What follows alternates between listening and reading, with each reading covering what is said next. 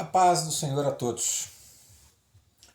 Livro de Isaías 11, capítulo 11, verso 1 diz assim: Porque brotará um rebento do tronco de Jessé, e das suas raízes um renovo frutificará. Porque brotará do rebento do tronco de Jessé, e das suas raízes um renovo frutificará. Esse momento é interessante a gente se reportar quando a Bíblia falava, o livro de Isaías falava sobre esse renovo. Vamos dizer que Davi estava desgastado, né? O reinado de Davi estava desgastado e dava a impressão que nada, né, ia sair dali. Mas interessante que diz assim, usa-se essas palavras simbolicamente, significando o Messias. Do tronco de Jessé, né, sairá um rebento, e das suas raízes um renovo. O Cristo, né, que viria para isso. Por isso, eu estou falando disso porque a nossa proposta no projeto como renovação vem também, né, dessa visão, dessa busca. Às vezes a gente pensa de onde poderá sair algo de tão especial. De repente se espera de coisas que já estejam tão esmeriladas. E na verdade, como diz aqui, do rebento.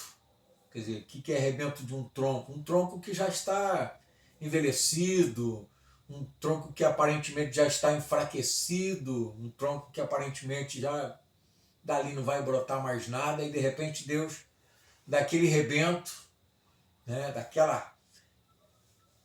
fez frutificar o renovo, que seria o Cristo.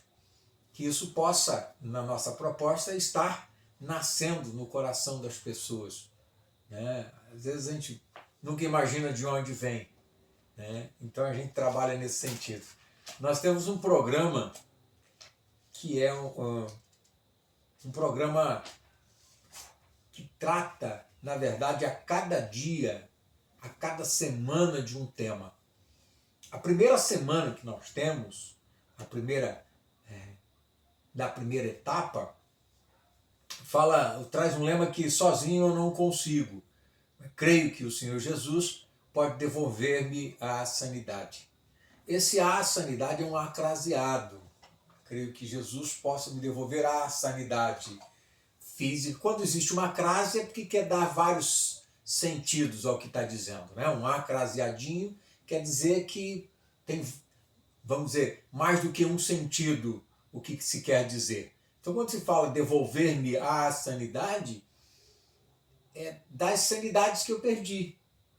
Que nós nascemos, né, com uma série de requisitos, vamos dizer assim, e a gente acaba perdendo isso pelo meio em que a gente viveu e pelas circunstâncias que o meio nos ofereceu. Né?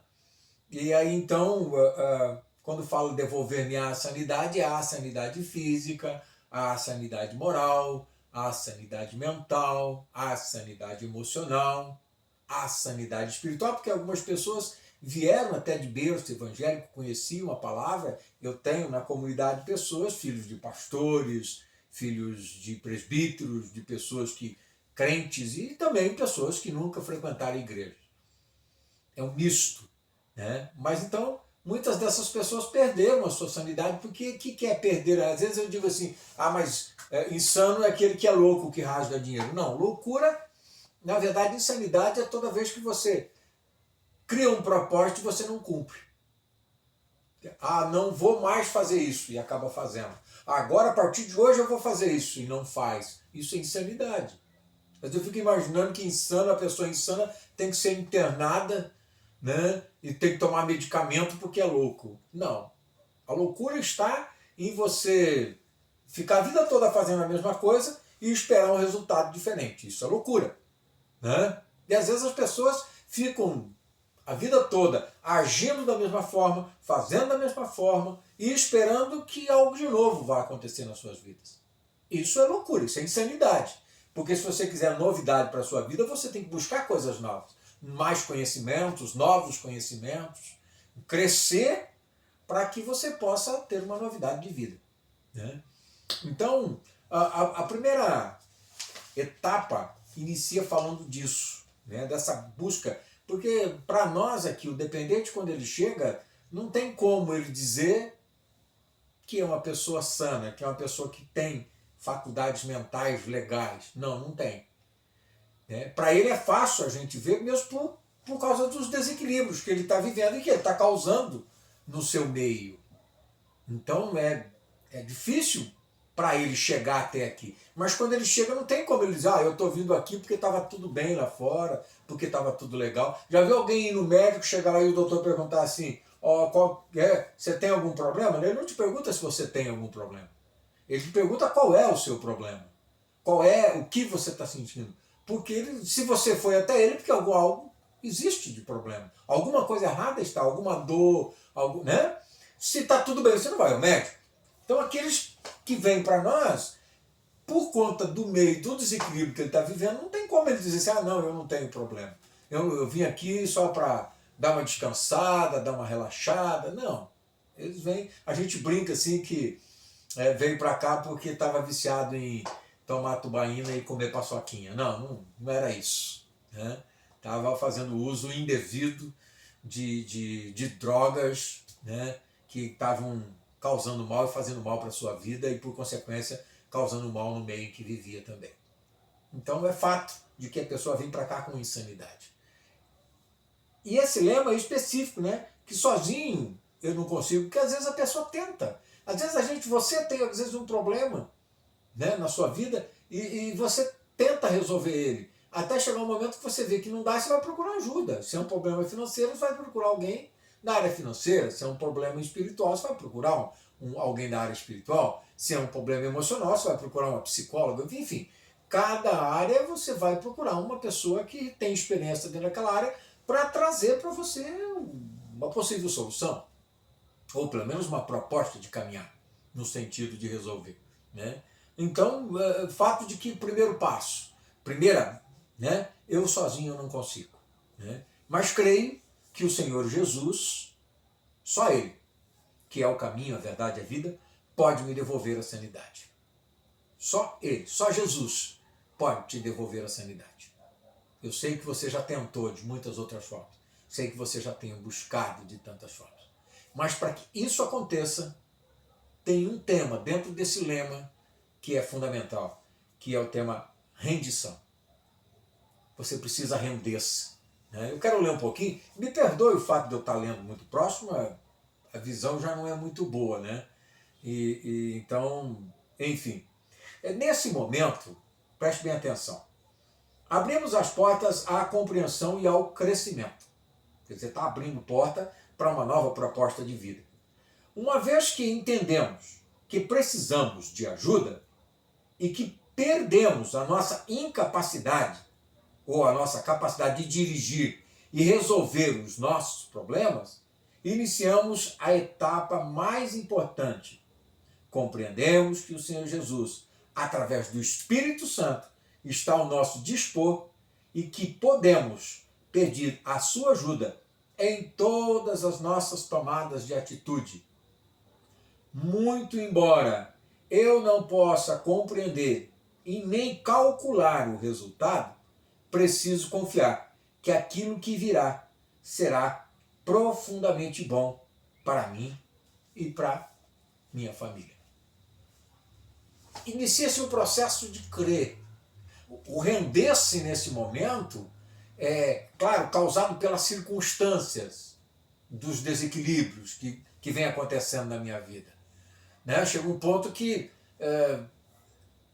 sabe, a pessoa não dá, aquelas sozinho não dá, eu preciso de ajuda. Quando você vai precisar de ajuda para alguma coisa, você de alguma forma está dizendo, olha, eu não consigo, eu me rendo. Esse processo de rendimento, às vezes, é muito difícil de render-se, porque a gente tinha assim, a maioria de nós tem algumas situações na nossa infância que nos levaram a dificuldades de render-se. Eu tenho uma que era, quando eu era criança, tinha uma pessoa que me fazia muita cócegas. Toda vez que ela chegava, que eu sabia que essa pessoa ia vir na minha casa, ou que ela chegava, ela vinha fazer essas brincadeiras de me fazer cócega, eu já ficava com medo. Eu era criança, não podia ficar longe, porque essa pessoa me procurava, eu procurava me distanciar ao máximo possível, mas quando essa pessoa me pegava, ela me fazia cócegas. Mas eu me fazia cócega de uma forma que eu no começo relutava até um ponto que eu não aguentava mais lutar contra ele, contra a situação, e aquilo eu perdi as forças. Não era um render-se, porque, não, por mais que eu falava, para, eu não aguento mais, essa pessoa era tão chata que ela continuava fazendo cócegas. E geralmente alguém chegava e tirava ela, porque via que eu estava sem fôlego, que eu estava numa situação. Então render-se para mim, sabe, quando eu fui entrar na proposta de ter que me render, vinha esse trauma de que, sabe, eu ainda não tinha vivido aquela situação. Eu não tinha chegado a um ponto, aparentemente não, isso não era visual para mim. Mas um dia eu tive que entender que me render, eu não estava me rendendo diante de alguém que estava me fazendo mal. Eu estava me rendendo diante de alguém que poderia me fazer o bem. É diferente as coisas, né? Eu estava me rendendo diante ao Senhor Jesus, que é aquele que passou por toda a situação na cruz por mim.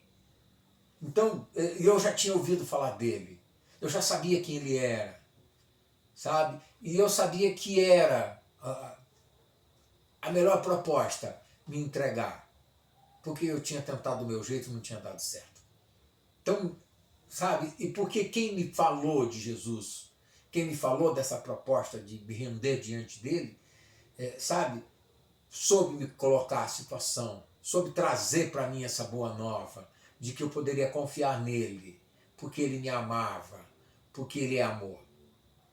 Então é importante, quando a gente fala em render-se, sabe, é quebrar todos os paradigmas e traumas que vêm da nossa infância, que o inimigo colocou e aproveitou de momentos que a gente não tinha consciência, sabe, a fazer um dia a gente chegar no momento, não, render-se é ruim, render-se, né? Então eu ficava me livrando, tentando me livrar das situações. Render-se a Deus é a capacidade que cultivamos de voltar a confiar. Afinal, já estávamos descrentes de que algo poderia resolver o nosso problema. Deus, que nos ama, ama a nossa família, quer o melhor para nós e agirá em nosso favor. Ele é o, sabe, é o Todo-Poderoso, ele tem o poder, tem o controle de tudo. É claro que ele nos deu o livre-arbítrio, e essa situação do livre-arbítrio é que complicou a nossa vida, né? Porque chegou algum tempo que nós queríamos até abandonar as dificuldades, mas não conseguíamos. E nós já tínhamos perdido o livre-arbítrio com relação às drogas. Eu dizia que eu era livre para fazer o que eu queria da minha vida. Eu só não era livre para não usar e para não beber. Porque isso eu tinha que fazer todos os dias. Então não era uma liberdade. Hoje eu sou livre, até para voltar a beber ou voltar a usar droga. Hoje eu sou livre. Mas eu, dentro da minha sanidade, optei em não fazer isso. E há 30 anos venho fazendo essa proposta diária. Hoje eu não vou. Hoje eu não vou. Melhor, hoje eu vou procurar ser humilde, hoje eu não vou ser orgulhoso, eu não vou ser prepotente, eu não vou ser vaidoso, vou procurar trabalhar as minhas dificuldades, os meus defeitos, porque se eu der vazão para isso, eu posso voltar a ser o que eu era, né? Então eu preciso trabalhar essa nova proposta de remodelação do caráter diário, né? Tem algumas coisas que dificultam a gente, para a gente se render. A primeira delas é o Deus do intelecto, que nos faz depender da nossa razão para entender tudo, né? Aquela pessoa que acha que é dona da verdade, sabe? É a pessoa que acha que sabe tudo, autossuficiência. Aquela pessoa que tem um pouquinho de conhecimento, e às vezes não é conhecimento teórico, não, conhecimento da vida, às vezes é mais malandro, sabe? não tem assim estudos, mas ele acha que no meio que ele vivia, ele se sobrevivia bem, que só tirar a droga que está resolvido o problema dele. E não é assim. Esse momento de render-se diante do Senhor é fazer essa entrega. Se você não se despojar de tudo, não vai acontecer nada. E quando a pessoa, sabe, acha que ela tem razão em tudo, que ela sabe de tudo, que ela tem autossuficiência, é complicado. Se render a Deus quando ela acha que sozinha ela consegue, ou quando ela acha que, não, se você me der uma mãozinha por uns dias aqui, eu quero, ou então a pessoa vem aqui, eu vou ficar aqui, mas você tem que fazer isso, tem que fazer aquilo. Sabe aquela pessoa que vai para o médico e quer dizer para o médico qual é o remédio que ele tem que receitar? Tem muita gente que é assim, né? Eu vou lá para o doutor me dar esse remédio. Doutor, mas o senhor não quer me dar aquele remédio? O doutor sabe o que ele vai receitar. Sabe aquela pessoa que chega no doutor e quer contar o problema e já quer dar a solução para o doutor. Né? Intelectualmente acha que o cara estudou tantos anos, se preparou tantos anos, se especializou para aquilo, e a gente, com a nossa ignorância, acha que pode dizer para ele o que ele deve fazer com relação a mim. Né? Pessoas ou instituições das quais temos dependido e que têm tomado o primeiro lugar em nossa vida. Filhos, cônjuges, namorado, grupos de amigos. Né? Também é difícil quando a gente, acaba entendendo, achando assim, que colocando, em primeiro lugar família, ou colocando... Como é que eu vou conseguir colocar Deus em primeiro lugar quando, na verdade, o meu trabalho está em primeiro lugar? Né? Muitas outras situações, família. Esses dias eu parei para entender um pouquinho, uma visão de como as pessoas nos veem.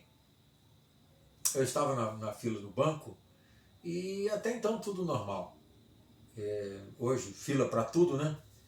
E aí chegou um cidadão que me conhecia, e aí ele me chamou, eu já estava dentro do estabelecimento bancário, tinha mais algumas pessoas ali dentro, limitadas, é claro, por causa dessa situação do corona. E ele entrou e falou: pastor, tudo bem? Quando ele falou pastor, todo mundo olhou para mim. E eu achei interessante aquele momento, porque as pessoas só me olharam para mim porque ele me chamou de pastor. Nada em mim, ou nenhuma ação eu fiz naquele meio que fizesse com que as pessoas olhassem para mim e falassem: poxa, essa pessoa é uma pessoa diferente, essa pessoa é uma pessoa de Deus, essa pessoa... Porque eu estava vestido de uma forma normal, eu me comportei de uma forma normal a todo mundo, nada de diferente eu fiz para que eles entendessem que eu era um pastor. E ele, quando me chamou de pastor, aí todo mundo me olhou e falou: tem um pastor aqui. Mas eu não tinha tomado nenhuma atitude diferente que as pessoas, que alguém chegar e falasse assim: ô pastor, as pessoas não iam nem olhar porque já sabiam que eu era pastor. Por quê? Porque às vezes a gente coloca muitas outras coisas na nossa frente. Às vezes, se a gente olhar para as pessoas, elas vão ver que ele é um funcionário de uma empresa, ou é dono de uma empresa. A primeira coisa que as pessoas olham: o João. O João é empresário. Mas se não tivesse empresa, o João é um bom comerciante. Mas se o João não fosse comerciante, o João é um bom pai de família. Mas se ele não tivesse família, o João é um presbítero. Mas se ele não fosse presbítero, o João é uma pessoa de bom coração, é um homem de Deus. Vocês viram onde é que está a situação do homem de Deus? Porque quando a gente coloca o reino em primeiro lugar, a primeira coisa que as pessoas vão olhar para ele é: lá vai um homem de Deus. Aquele lá, quando... e o João? O João é um homem de Deus. Antes de ser um profissional, antes de ser um empresário, antes de ser um homem, um pai de família, antes de ser um obreiro, ele é um homem de Deus. É um cristão. E ser cristão está lá, talvez, nas últimas formas de nos verem. Como é que eu vou conseguir colocar Deus em primeiro lugar? Ou me entregar para Deus, quando na verdade, eu estou pensando que se eu conseguir o trabalho, está resolvido o problema. Se der certo o meu casamento, a minha vida vai dar certo também. Agentes viciadores, né? O álcool, as drogas, isso também, essa dependência dificulta a gente, né, a nos colocar diante do Senhor.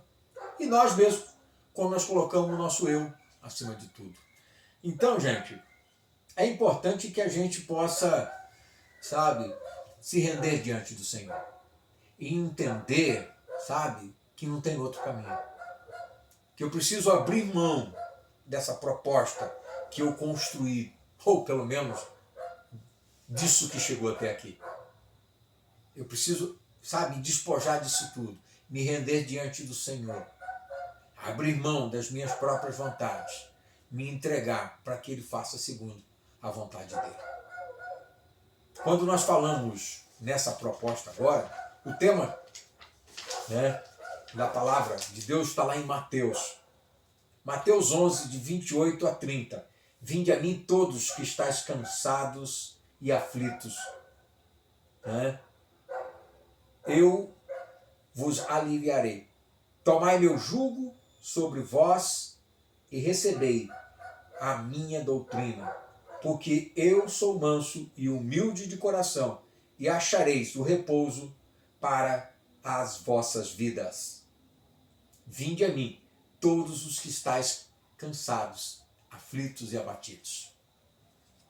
Então, se você se encontra assim, ou por causa de questões de vícios, eu não falo só do álcool ou de outras drogas, eu falo de vícios que você tem, pessoas que são viciadas ao trabalho, pessoas que são viciadas no sexo, pessoas que são viciadas, sabe, em esporte, pessoas que são viciadas em comida, pessoas que são viciadas em jogo, todo tipo de vício, sabe?